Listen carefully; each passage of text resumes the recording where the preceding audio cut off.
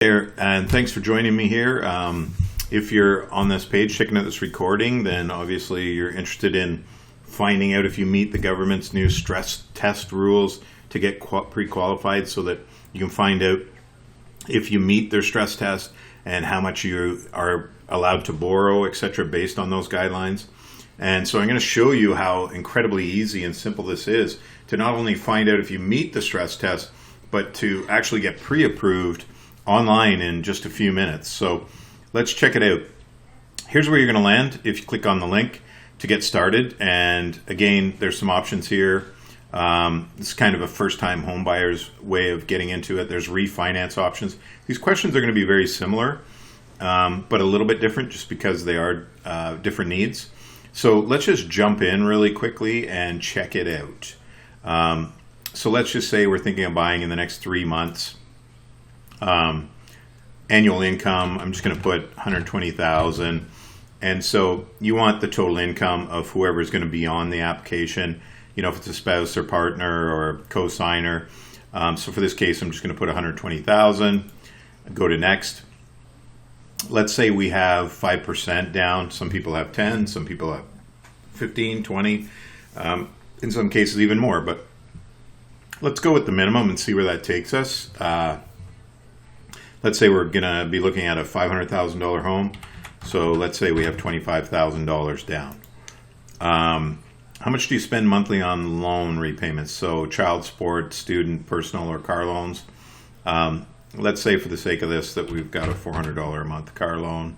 What is your total amount of credit card debt? Now, if you are doing a mortgage application, it's not the best scenario to have a lot of debt around yourself. I mean, if you're refinancing to try and pay down debt, that makes sense. But obviously, to position yourself really well, you don't want to have a lot of personal debt around you, because obviously it's more favorable if you don't. But for the sake of this, let's just say we have $500 on a credit card somewhere. Hopefully your credit's in good standing. In this case, we're just going to say it's good, and let's go. So this is what it's telling us, and as you can see, results are based on the Government of Canada's 5-year stress test rate, necessary for qualifying. And if you want an even more accurate result, you can complete the application. So it's saying that we qualify for up to $500,000, which is kind of where we thought we were. If that wasn't the case, it would have rejected us. Even though we wanted to buy a home for $500,000, it would have rejected us. We can go back and maybe try for $400,000 to see what we actually qualify for. So you can actually update the result or try calculator again. You can't quite see that on here, but that's what it says, to try and see where you do line up if you're going through this process. And the same applies for a refinance or for a new mortgage. So we're going to go ahead and do the application. And, you know, like it says here, in under 10 minutes, you can get pre-approval. So let's see what that looks like, and I'll show you inside of it, just to show you how simple it is, how easy it is to do. And this is the way this industry is moving, right? No more need for appointments and, you know, scheduling multiple appointments to get a mortgage application done, running documents back and forth. All done online now to keep it very, very simple. You have live agents you can chat to, either on phone or live chat, however you want, if you have any questions through this process. So it's super, super functional that way. So let's just check it out. Let's just dive in and check it out. So I'm going to come in, and I'm obviously going to register here. You can register with Facebook or put your email to get started. So for the sake of this, I'm just going to use a dummy email, but I want to show you what it looks like when the system starts communicating with you, just to show you how simple this is. And you're going to put in your name. So I'm just going to use something just, you know, not even real, Bill Test.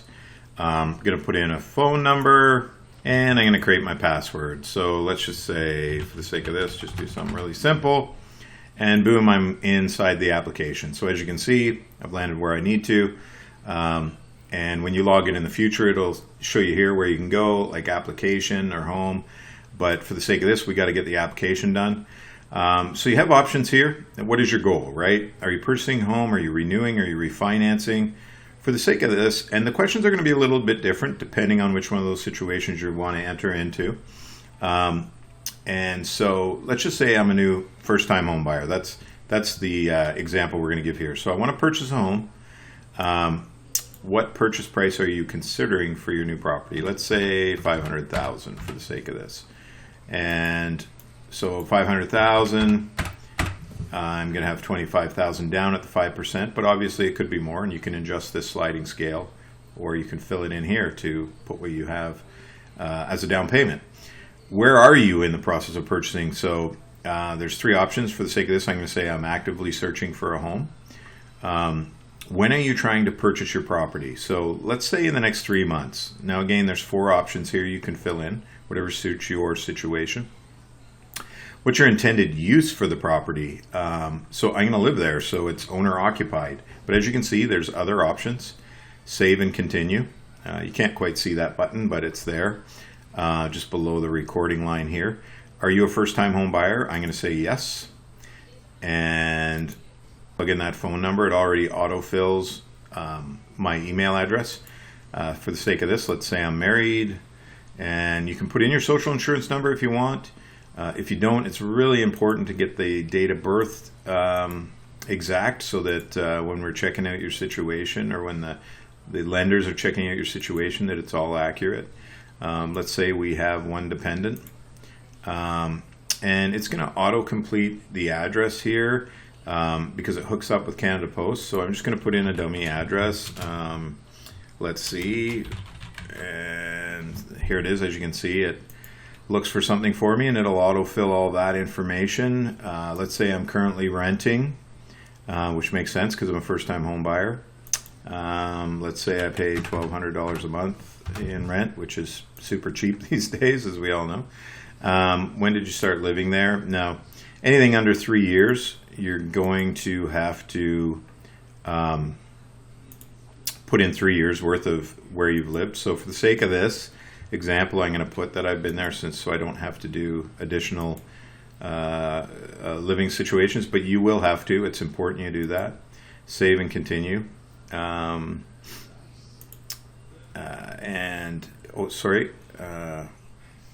It's saying I didn't check a box right here. Okay, so I see what we've done is it auto-filled Crescent there, and it should be down here, but that's good because it keeps us accurate. So I'm going to get rid of that, and we should be good to go. Let's see if it allows us to proceed forward. Okay, it didn't put in the right address or postal code for some reason, so we'll correct that.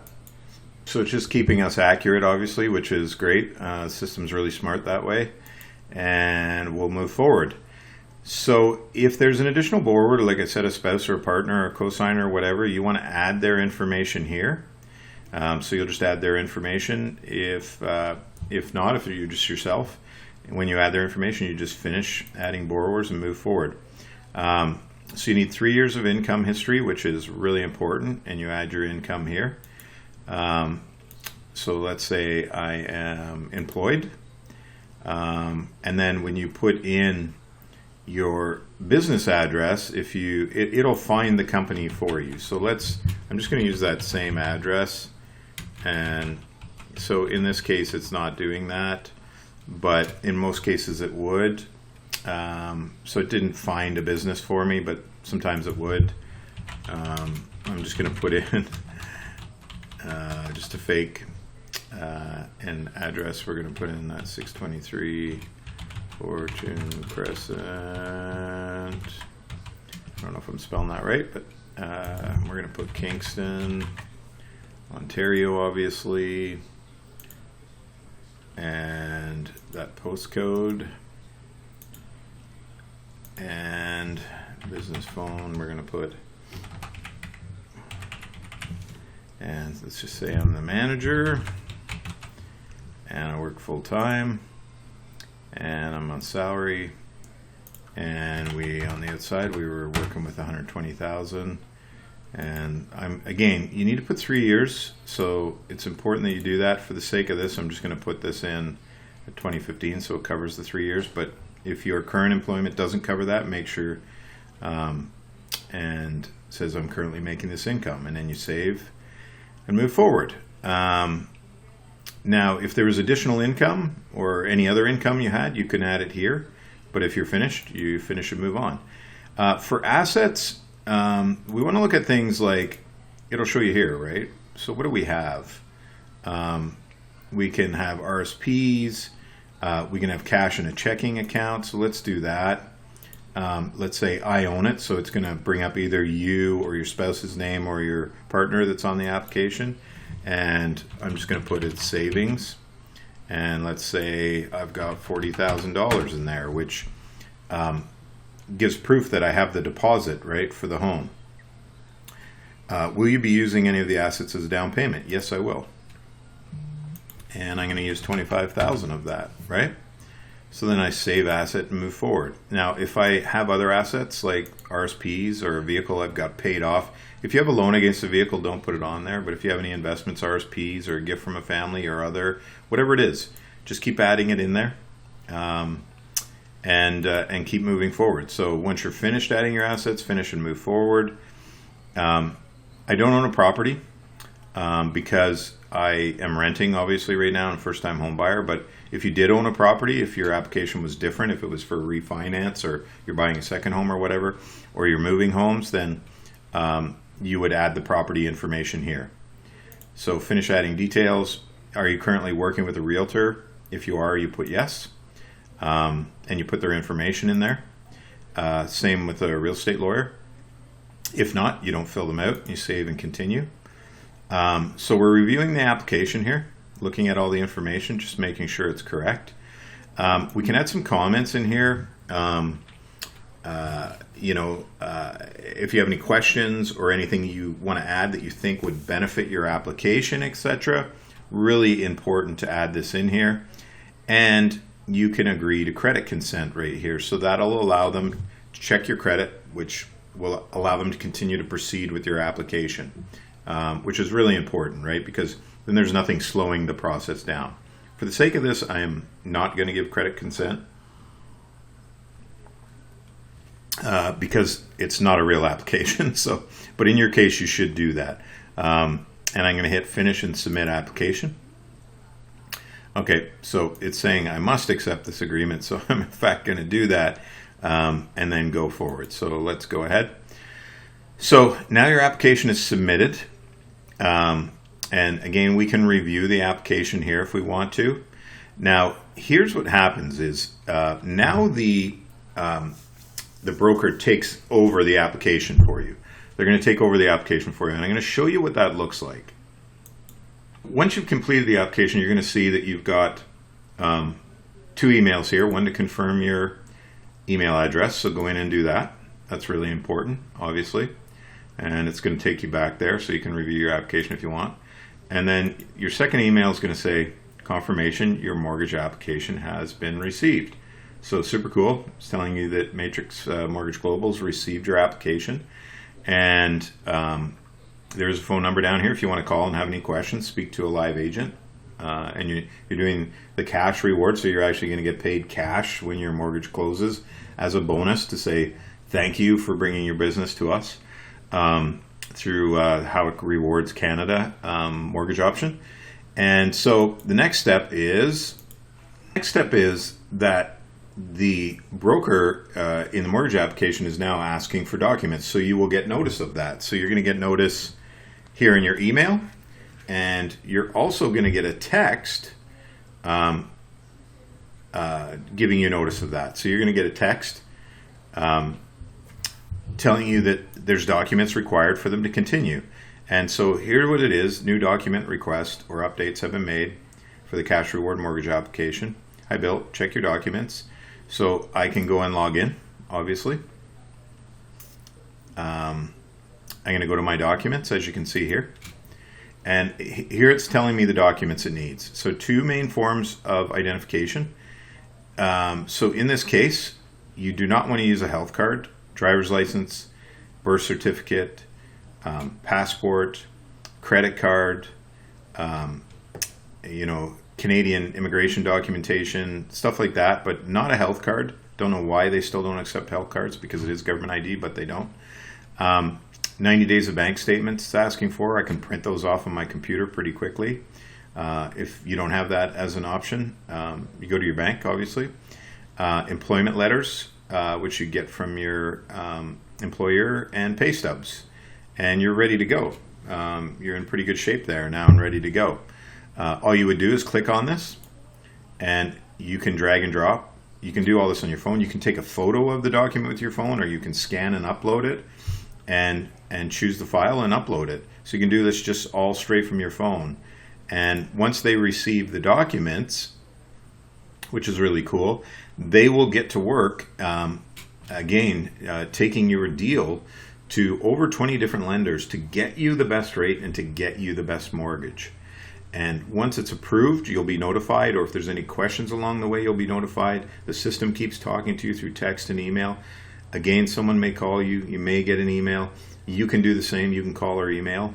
Now, in total, we're about 16 minutes in, and I was explaining a lot of this. So if you were actually just filling it in, you'd probably have it done in around 5 to 7 minutes. So you can see how incredibly easy this is, how easy it is to manage, and to move through the process of getting a mortgage application. So really, really cool. As you can see here, if you click on the little chat box down here, you have all the contact information to speak to a live agent, email, and you can actually chat live here on the screen to an actual mortgage agent, a licensed agent. So really cool process. I want to thank you for taking the time to check this out, and we look forward to seeing your application, getting you the cash reward for bringing your business this way, and for using the Howick Rewards Canada mortgage option with our broker partner to do your mortgage and to get you a great mortgage, great rate, and a cash reward. If you have any questions, feel free to reach out to us anytime. But if you're ready to do this and find out, click on the link somewhere around this video and get started and get your pre-approval and find out if you meet the stress test rules. Thanks so much, and look forward to getting your cash reward.